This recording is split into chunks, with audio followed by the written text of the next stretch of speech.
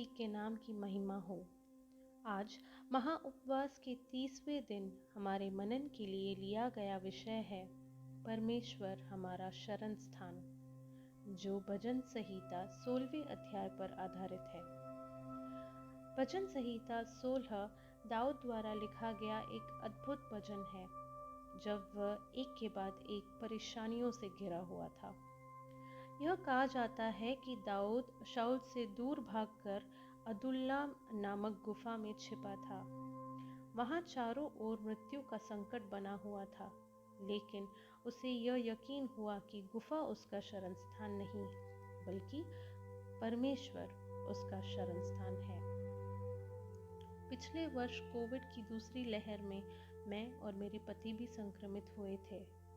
जब हमें कोविड हुआ तब हम बढ़ते मामलों की तमाम भयानक खबरों के साथ सोते थे और हमारा दिल हमेशा चिंतित रहता था। मुझे यकीन है कि दाऊद भी चिंता से सोया था, लेकिन परमेश्वर पर उसके विश्वास ने उसे यह कहने के लिए प्रेरित किया, मैं यहोवा का धन्यवाद करता हूँ क्योंकि उसने मुझे सम्मति दी, वरन मेरा मन भी रात में मुझे शिक्षा देता है। मैंने यहोवा को निरंतर अपने सम्मुख रखा है, इसीलिए कि वह मेरे दाहिने हाथ रहता है और मैं कभी न डगमगाऊंगा।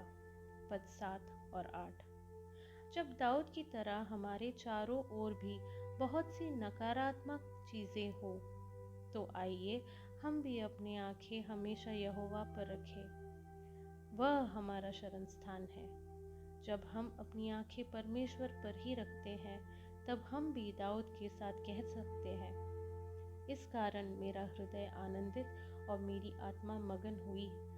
तू मुझे जीवन का रास्ता दिखाएगा। तेरे निकट आनंद की भरपूरी है, तेरे दाहिने हाथ में सुख सर्वदा बना रहता है। पद 9 से 11 तक।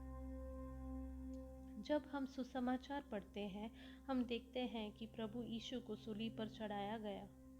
आसपास के बलशाली लोगों ने सोचा कि उन्होंने उसे हरा दिया। उन्होंने उसे एक गुफा या मकबरे में बंद कर दिया। शिष्यों को डर था कि सब कुछ खो गया, लेकिन परमेश्वर रहस्यमय तरीके से काम करता है। प्रभु यीशु को गुफा में नहीं बंद किया जा सकता। यही पुनरुत्थान की शक्ति है। परमेश्वर हमारे गुफाओं को पुनरुत्थान और आशा के द्वार में बदल देता है। परमेश्वर विश्वसनीय है। यदि आप भी गुफा में बंद रहने की स्थिति का सामना कर रहे हैं, तो याद रखें, हमारा परमेश्वर स्वयं गुफा तक सीमित नहीं रहा। वे जो उठे, वह हमें भी यह आश्वासन दे रहा है कि वह हमें बचा लेगा और हमारे पास होगा उसके दाहिने हाथ का शाश्वत सुख। आइए हम प्रार्थना करें।